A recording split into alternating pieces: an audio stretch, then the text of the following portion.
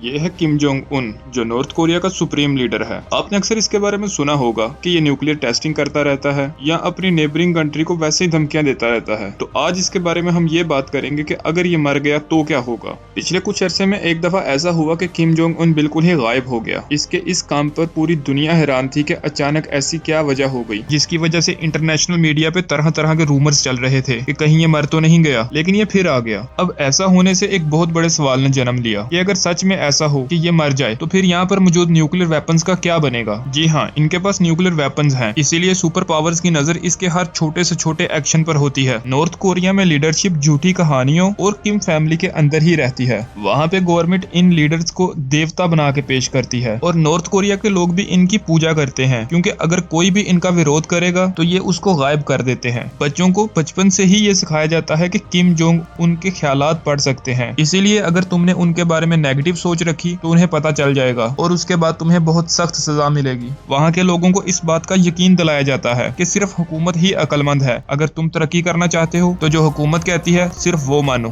Kim Jong Un कभी कभी मौका से कुछ दिनों के लिए गायब होके अपने लोगों की टेस्टिंग करता है कि वो इसके लॉयल हैं या नहीं। ये भी उसका अपने लोगों को कंट्रोल करने का एक तरीका है। कोरिया शदीद कंट्रोल में चल रहा है और इसमें ह्यूमन राइट्स तो है ही नहीं।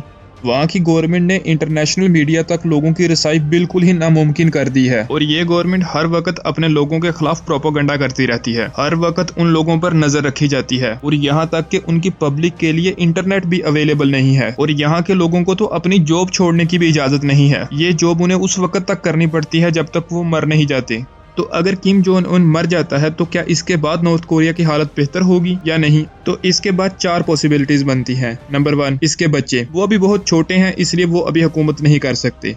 नंबर 2, इसके भाई, इसके 2 भाई हैं। नंबर 1, किम जोंग नैम, ये 2017 में मर गया था। और दूसरा, किम जोंग चुल, इसे किसी भी किस्म की पॉलिटिक्स में कोई भी इंटरेस्ट नहीं है। नंबर 3, किम पोंग इल, जो किम पोंग उनके चाचा हैं। इसने अपना सारा कैरियर नॉर्थ कोरिया के डिप्लोमेट के तौर पे गुजारा है, लेकिन इसका पास्ट रिकॉर्ड कोई अच्छा नहीं है, तो इसलिए ये ऑप्शन भी कैंसिल हो जाएगी। अब चौथी ऑप्शन बची किम यो जोंग, जो किम जोंग उनकी छोटी बहन है। ये नॉर्थ कोरिया की पॉलिटिक्स में काफी मजबूत और दूसरी सबसे पावरफुल पर्सनैलिटी है। ये अपने एम्बिशन और डिटर्मिनेशन के लिए वहाँ पर बहुत मशहूर है। लेकिन यहाँ पर सवाल ये बनता है कि कंजर्वेटिव माइंडसेट रखने वाला नॉर्थ कोरिया एक वुमेन को अपना लीडर मानेगा?